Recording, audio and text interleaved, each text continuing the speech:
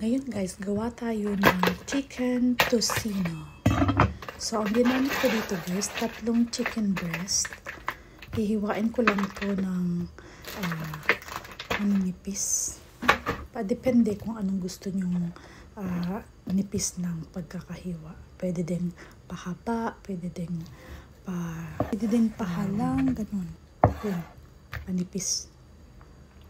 Kasi mas gusto ko yung medyo malaman-laman. So, yung pagkanipis is hindi masyadong manipis. Mga ganito lang guys. Yan, ganyan lang. Ayan, hiwa-hiwain lang. Mag-ingat sa matulis na knife. Very sharp. So, yan, hiwa-hiwain lang. Pagkatapos ng hiwa-hiwain na gusto nyong pagkakahiwa, hugasan nyo na lang guys. Kailangan ang chicken hugasan para hindi makontaminate. Ayan, hiwa-hiwa lang siya. Ayan guys, tapos hugasan nyo ng maigi ang chicken na yun. Ito guys, para sa ano lang to, sa amin lang to. So, hindi ko nito binibili ito.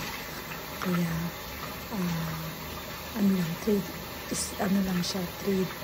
slices of breast chicken.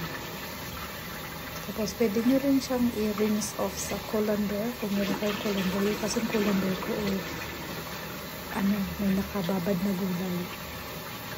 Kasi gumagawa ako at the same time ng kare-kare.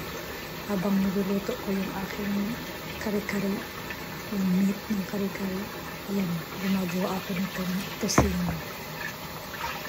Pwede nyo guys, i-freeze yan. Pag nagawa nyo na, pwede kayong ilagay nyo sa freezer. Sa akin, 3 days, naka-stock. Kaya, until 5 days. Yan guys, lagyan ko siya ng pineapple juice, pampatamis. Ayan. Masarap ang pineapple juice. Parang din siya, pampalambot ng ng meat. Ayan, turmeric guys, para pampakulay.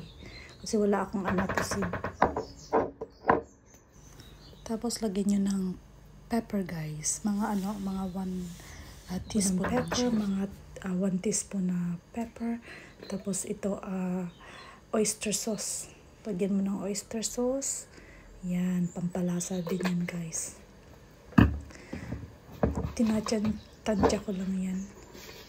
Tapos lagyan ko ng 1.5 tablespoon ng sugar para matamis. Kasi ang tocino is matamis talaga yan. Dagdagan mo ng asin, maging maalat. Ayan, lagyan mo ng soy sauce, para pampalasa. Yan, mga lang siya, mga 4 tablespoon of soy sauce. Tapos nilagyan ko din yan guys ng ketchup. Marami yan. Mga 4 o 5 tablespoon yan guys. Pampasarap din yan guys at pampakulay. Tapos guys, lalagyan ko siya ng lemon. Ayan, mga half lang ng lemon. Ayan, squeeze mo yan guys. Tapos, ayan. Pagkatapos niyan, lalagyan mo na ng ng bawang. Pampabango ang bawang. Ayan. Halo-haluin niyo lang guys. Bawang, lagyan mo ng bawang. Mga half of the clove. Malaking hindi half of the cloves. Mga 5 cloves siguro yan. Yung kalahati ng ground na isang buong kalahati nun, isang buong garlic.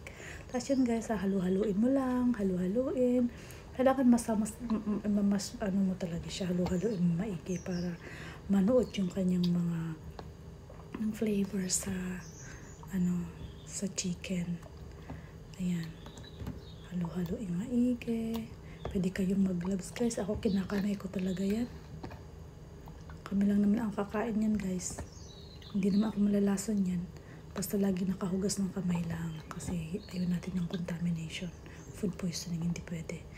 Ayan, pagkatapos na hinahalo-halo, ayan, ikababad na, ilagay na sa fridge. Tapos, pwede mo na yung iluto, guys, kinabukasan o kaya kahit 2 hours lang na nakababad, masarap na yan. Ako kasi kinabukasan ko pa yan iluluto. Pero ito guys, para sa asawa ko po, ilan ang ito sa asawa ko para siya yung kain niya. Gusto niya kasi yan guys. Mahilig kasi akong magluto-luto. Ayan. Masarapan siya nung nalasahan niya.